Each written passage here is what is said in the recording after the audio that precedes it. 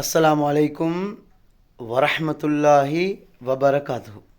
அன்பாந்தவர்களே, அபூ ஹுரைரா ரலியல்லாஹு அன்ஹு அவங்க அறிவிக்கக்கூடிய ஹதீஸ் புகாரியில் 6393 ஹதீஸ். ஒரு துவா. எப்படி துவா?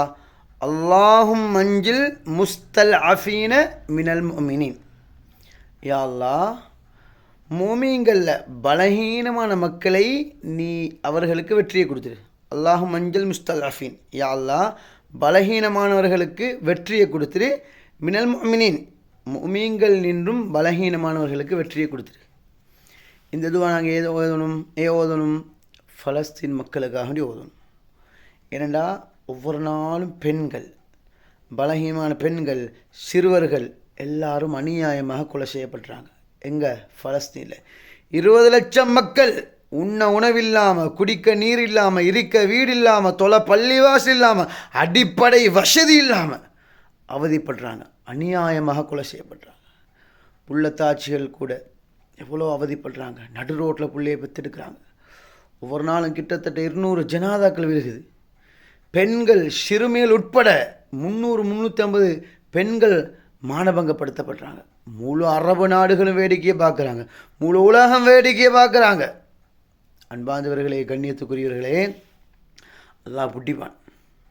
அல்லாட புட்டி ரொம்ப கடினமானது. அல்லாஹ் சொல்கிறான், நீங்கள் ஆட்டம் எல்லாம் ஆடுங்கோ, போடு கூத்தெல்லாம் போடுங்கோ, செய்யக்கூடிய அநியாயமெல்லாம் செய்யுங்கோ. அல்லாஹ் சொல்வான், உங்களை விட்டு புட்டிப்பேன். சனஸ்ததிரிஜுகும், உங்களை விட்டு புட்டிப்பேன். அல்லாஹ் முதலாவது எங்கே புட்டிப்பான்? சக்கராத்தில் புட்டிப்பான். ரெண்டாவது கபரில் பிடிப்பான். உங்களுக்கு தெரியும், ஏரியல் ஷெரோன், இஸ்ரேல் நாட்டின் பழைய பிரதமர். அல்லாஹ் இவன் எப்படி பிடிச்சான் தெரியுமா? 8 வருஷம் சக்கராத்தில் பிடிச்சான். முழு உடம்பும் புழுக்கள், கிருமிகள், நாத்தம் அடிக்கும். கிட்ட போகலாம். தலையில் ஒரு கேன்சரை கட்டி வரும். அது குணமானத்துடைய களத்துக்கு வந்துடும். குணமான நெஞ்சு, இடுப்பு, கால், கரண்ட கால், மீண்டும் கரண்ட காலின் தலைமுட்டுக்கும் வரும்.